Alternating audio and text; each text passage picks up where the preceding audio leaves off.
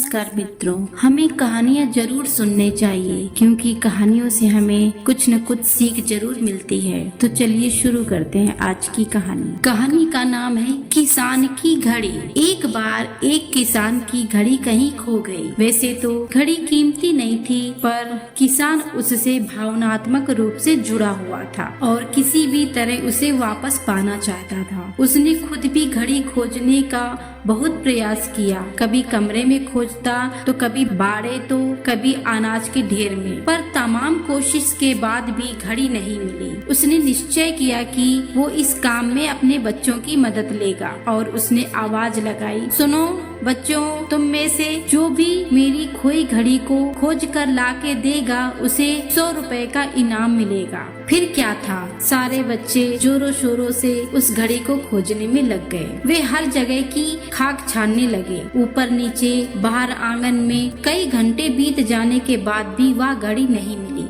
अब लगभग सभी बच्चे हार मान गए थे और किसान को भी यही लगा कि घड़ी अब नहीं मिलेगी। तभी एक लड़का उनमें से बोला, काका मुझे एक मौका और दीजिए, पर इस काम में मैं अकेला ही काम करूँगा। किसान का क्या जा रहा था, उसने तुरंत हाँ कर दी। लड़का एक एक करके घर के कमरों में जाने लगा और जब वह किसान के शयन कक्ष में निकला तो घड़ी उसके हाथ में थी। किसान घड़ी देख प्रसन्न हो गया और आश्चर्य से पूछा, बेटा कहाँ थी ये घड़ी, और जहाँ हम सभी असफल हो गए तुमने इसे कैसे ढूंढ निकाला? लड़का बोला, काका मैंने कुछ नहीं किया, बस मैं आपके कमरे में गया और चुपचाप बैठ गया और घड़ी की आवाज का ध्यान केंद्रित करने लगा। कमरे में शांति होने के कारण मुझे घड़ी की टिक टिक सुनाई दे गई, जिससे मैंने उसकी दिशा का अंदाजा लगा लिया और अलमारी के पीछे गिरी ये घड़ी खोज निकाली। तो मित्रों, जिस तरह कमरे की शांति